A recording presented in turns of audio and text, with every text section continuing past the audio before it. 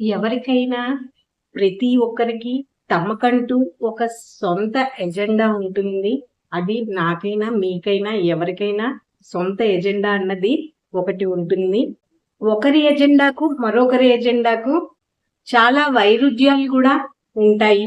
కాబట్టి పలు సందర్భాల్లో అంటే చాలా సందర్భాల్లో ఇతరులకు, మీకు మధ్య పరస్పర విరుద్ధ ప్రయోజనాల స్థితి తలెత్తడం సహజము. అంటే విరుద్ధంగానే ఉంటాయి ఒకళ్ళకి. అంటే ఇతరులకి, మీకు అభిప్రాయ భేదాలన్నవి ఉంటాయి. దాన్నే మరీ వ్యక్తిగతంగా తీసుకొని పదే పదే ఆందోళన చెందకండి. ఎవరికి అభిప్రాయాలు ఎప్పుడు ఒకటి అవ్వవు. అదే తీసుకొని అలా ఆందోళన చెందుతూ ఉండకండి. ప్రస్తుత పోటీ ప్రపంచంలోని మీ ప్రయోజనాలను పరిరక్షించుకుంటూ ముందుకు వెళ్ళడం అలవాటు చేసుకోండి. అంతేగాని ప్రతి దాన్ని వ్యక్తిగతంగా తీసుకొని మనసు పాడు చేసుకోకండి. ఆందోళన చెందకండి.